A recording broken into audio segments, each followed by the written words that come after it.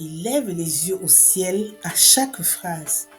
Elle crie que vous ne comprenez rien. Vous répétez 20 fois la même chose et vous finissez à bout des nerfs. Les conflits avec les ados, ce n'est pas une anomalie, c'est un passage. Mais il y a 1000 manières de le traverser. Aujourd'hui, on explore comment gérer les disputes, les clashs, les provocations, sans exploser, ni couper le lien. Bienvenue dans ce 6e épisode de Parents d'ados, mode d'emploi. L'objectif de cet épisode, c'est de décrypter les mécanismes des conflits à l'adolescence, comprendre ce qui s'y joue, pour eux comme pour nous les parents, et trouver des postures plus sereines pour désamorcer les tensions au lieu de les enflammer. Pourquoi les conflits explosent à l'adolescence? Les conflits ne viennent pas de nulle part. Ils sont le symptôme d'un besoin.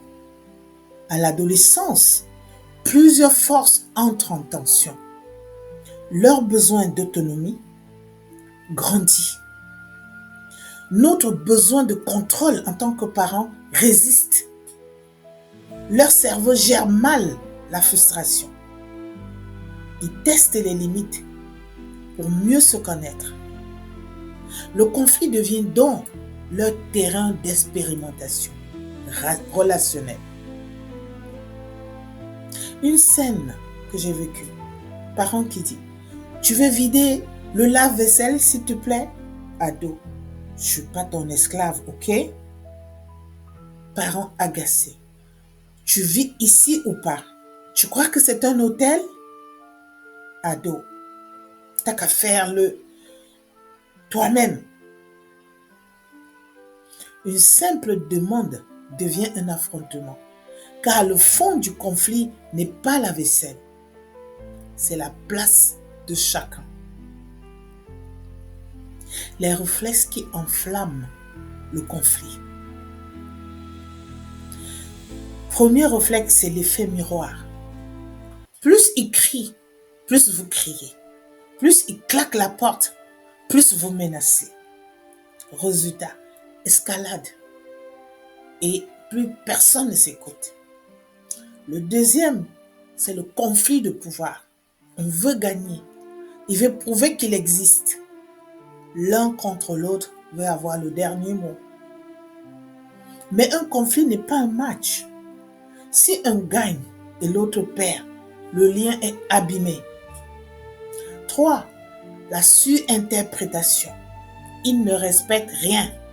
Elle me provoque exprès. C'est un manipulateur. Ces pensées viennent souvent d'une blessure personnelle, pas de son intention réelle.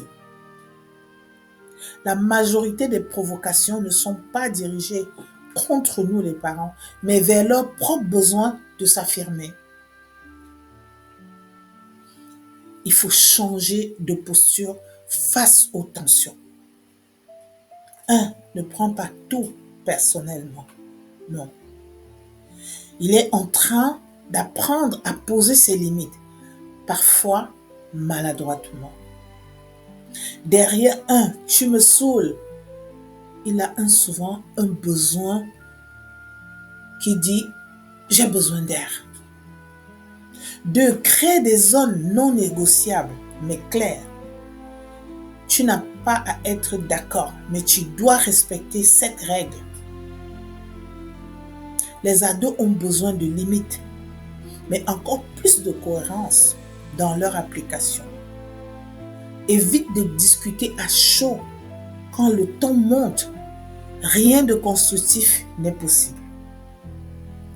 Appuie sur pause. Je suis énervé, je préfère qu'on en reparle plus tard. C'est modéliser la régulation émotionnelle. 4. Valide l'émotion sans céder au comportement. Je vois que tu es en colère, mais on ne se parle pas comme ça. Tu peux accueillir le ressenti tout en posant une limite claire. 5. Ose t'excuser quand tu dépasses les bornes. Dire je me suis emporté, désolé, n'enlève aucune autorité. Au contraire, cela renforce le respect mutuel. Exemple de conversation régulée. Un parent qui dit tu m'as crié dessus tout à l'heure. Je veux comprendre ce qui s'est passé. L'ado encore fermé qui dit t'as pas arrêté de me saouler. Parent, t'avais besoin de calme, peut-être? Ado plus bas, ouais. Parent, ok, alors, comment on peut faire la prochaine fois? L'objectif ici, c'est revenir à la discussion une fois la tempête passée. C'est là que le lien se renforce. Quand les conflits sont répétitifs, un conflit qui revient en boucle, devoir, sortie, écran, respect, est souvent le signe que quelque chose n'a pas été dit en profondeur, que la règle est floue ou mal comprise, que la posture parentale oscille entre laxisme et rigidité. Astuce, créer un cadre clair, stable, co-construit quand c'est possible. Exemple, planning d'écran, tableau de tâches, horaires définis ensemble. Voici quelques signes d'alerte. Certains conflits vont au-delà du normal. Violence physique ou verbale répétée. Repli total. Menace de fuite. D'automutilation ou de suicide très souvent. Peur ressentie dans la maison. Dans ces cas, on ne reste pas seul. On consulte soit un médiateur familial, un psychologue, éducateur spécialisé ou un service de jeunesse. Il y en a plusieurs. L'adolescence est un passage, pas un abandon. En conclusion, les conflits avec les ados sont inévitables, mais ce n'est pas des échecs, ce sont des espaces de croissance. Pour eux comme pour nous, l'enjeu n'est pas d'avoir raison, mais de rester en lien malgré la tension. D'être une autorité ferme, mais juste. Présente, mais pas écrasante. Stable, même quand ça tangue. Et surtout, de garder en tête que derrière chaque affrontement, il y a un ado qui cherche à dire « Je deviens moi, aide-moi à y arriver ».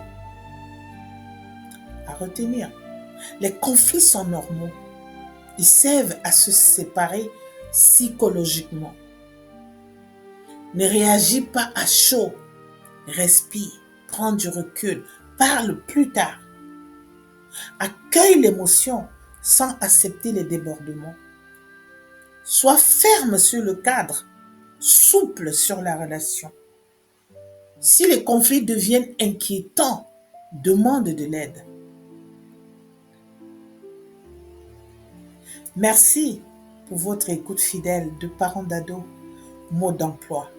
Si cet épisode vous a parlé, pensez à le partager, à le commenter et en discuter avec d'autres parents.